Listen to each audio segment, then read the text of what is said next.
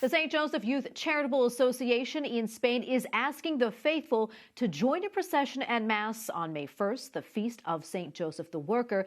The day honors St. Joseph while encouraging the faithful to unite themselves with the Immaculate Heart of Mary. Finally tonight, one Catholic priest is bringing his martial arts skills to spiritual combat.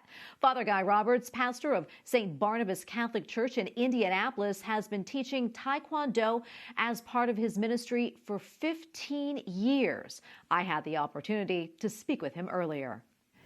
And Father Guy Roberts joins us now. Father, great to see you. Thank you so much for coming on today. We appreciate it. I love this idea. Can you talk to us more about it and also how you incorporate Taekwondo into your ministry?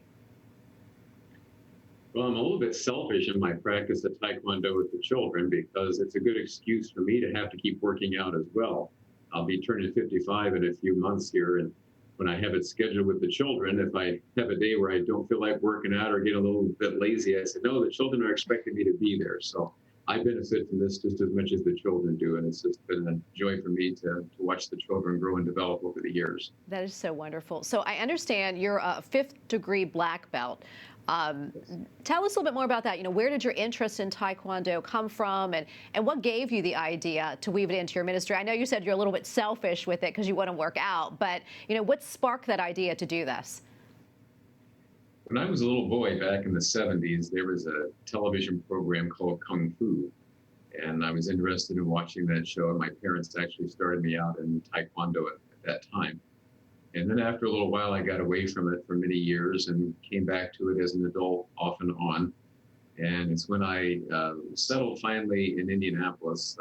I was working, first of all, as a priest in Santa Fe, New Mexico. But once I got reestablished in Indianapolis, I started seriously training again with my grandmaster. And really has been an opportunity for me to grow personally, but also I wanted to use the principles of Taekwondo, because it's more than just kicking and punching. This all that the respect, the discipline, the courtesy that helps children to develop more than just their physical. It's very much a mental practice as well as incorporating the spiritual into it. Of course, Taekwondo has its roots in Buddhism, some Taoism, but I've been able to bring the Christian principles, the 10 Commandments, and just basically living out our Catholic moral principles and training the children how to apply that to real life. I think it's wonderful. And so I understand also that you've been teaching children Taekwondo for about 15 years now. Do you have any short stories, that is, you'd like to share with us about how the kids have maybe leaned into this experience and what they've learned?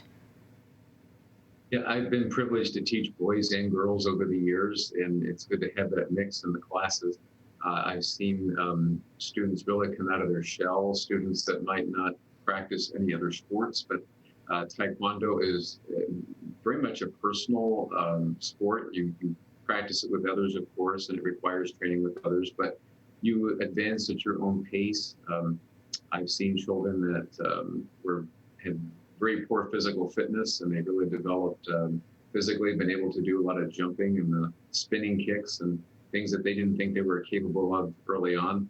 And as they keep progressing between the different belt levels, it really helps them to believe more in the person that they are and the skills that they can develop, and helps them to keep reaching towards something higher. So that's where that spiritual dimension comes in, is there's always another level that we can attain to as human beings. Yeah, and I'm curious, is there anything that you've learned from the children through the years?